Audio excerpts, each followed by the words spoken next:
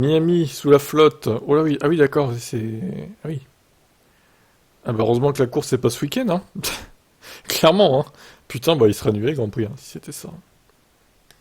Et les officiels ont maintenant des sueurs froides à cause des intempéries qui ont frappé la ville ces derniers jours, avec des inondations généralisées qui ont rendu de nombreuses routes inutilisables. Des images publiées sur les réseaux sociaux montrent que des personnes pataugent dans l'eau jusqu'aux genoux derrière l'une des tribunes temporaires mises en place pour l'événement du mois prochain, tandis que certains conducteurs ont été laissés en rade en raison de l'ampleur des inondations à travers la ville. Les autorités se sont efforcées d'évacuer l'eau stagnante au cours des derniers jours, et les choses semblent désormais se dérouler sans encombre pour l'essentiel. D'après Local 10, les plus gros problèmes surviennent lorsque les pluies diluviennes s'abattent et que les routes sont incapables de faire face à la situation.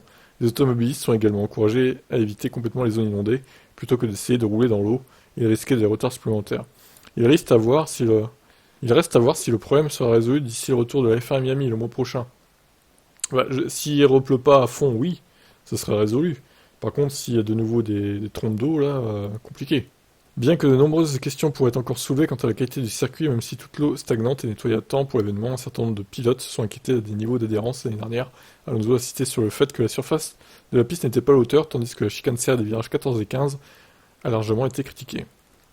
L'asphalte n'est pas aux normes de la F1, il y a des graviers en dehors de la trajectoire, ça va être difficile, il n'y a rien que nous puissions faire. Bon, ça c'était l'année dernière. Bon, en tout cas, ce circuit de Miami est très critiqué. Voyons la flotte là. Je vais juste couper un peu le son, baisser un peu. Ouais, putain, ouais, c'est compliqué, hein, quand même, là. Hein. Compliqué, compliqué, hein. Donc, ça date d'hier, la vidéo, là. Donc, bon. Bon, comme j'ai dit, je pense que ça sera réglé d'ici la course, mais sauf s'il repleut. Imaginons qu'il repleuve quelques jours avant le vendredi du début du week-end. Et on fait quoi? On fait quoi, clairement, là? Bah, ils pourront pas rouler, en fait, tout simplement. Donc, Miami, compliqué. L'aventure Miami en Formule 1. Qu'est-ce que vous en pensez, vous? Est-ce qu'on doit annuler ce Grand Prix? Ciao.